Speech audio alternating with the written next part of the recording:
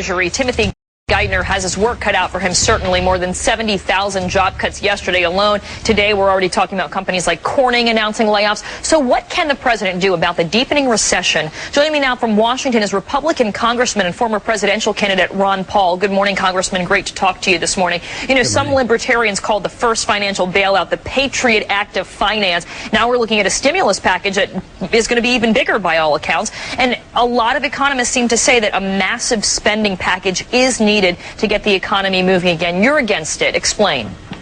Well, it's because it's the government that is spending. If the people were spending it, that would be fine. But government, the government never does anything productive. They have to take money from productive individuals and spend it in a non-productive way. So it's just digging a bigger hole and a bigger debt, and that is our problem.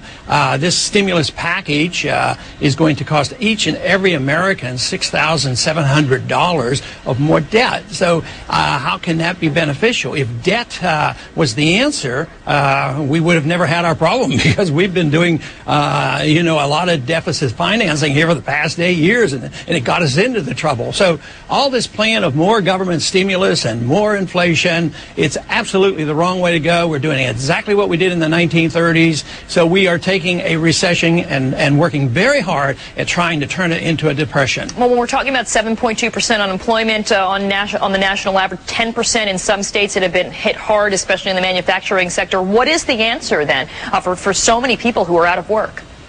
Well, there is no easy answer, and those who propose more government, I'm sure they're well motivated.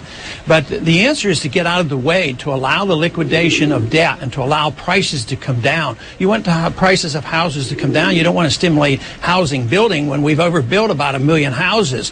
So you want to allow the market to work. You want people to be able to save their money and liquidate all the mistakes that have been made.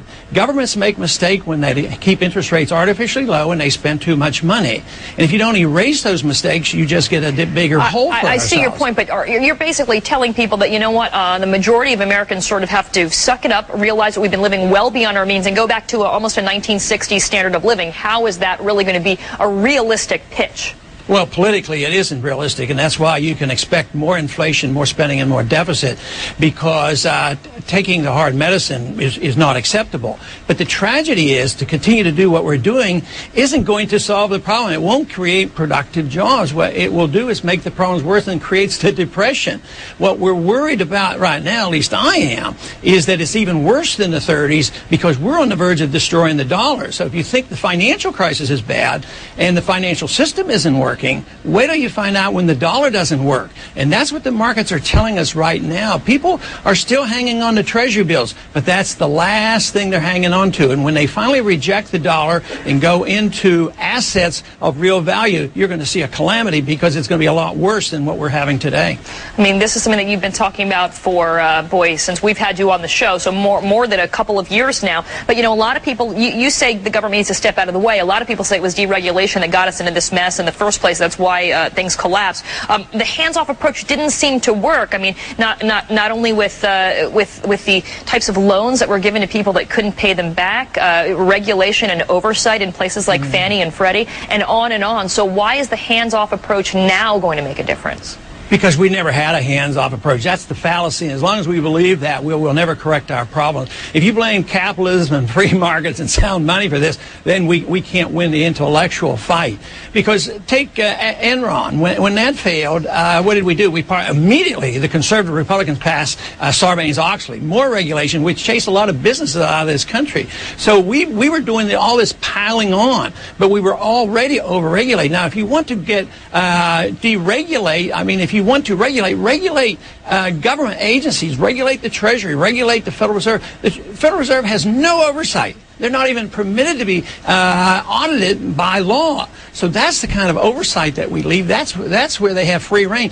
The Federal Reserve has committed trillions of dollars to individuals and corporations and banks that they don't even have to tell us where it's gone to. That's the kind of regulation we need. The regulation of the market is very, very efficient. Companies that don't do well fail, and when prices have to come down, the consumer won't buy things until they're in the right prices.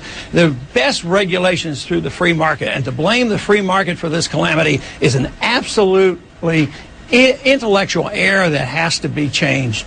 All right. Well, it's always refreshing to get your point of view. We spent so much time talking about the stimulus today. We didn't get a chance to talk, and I will let people direct people to your website, because you also have a very interesting video that you released yesterday addressing how you think Barack Obama should take on foreign policy. So very interesting as well. Congressman Ron Paul, always great to talk to you. Thanks.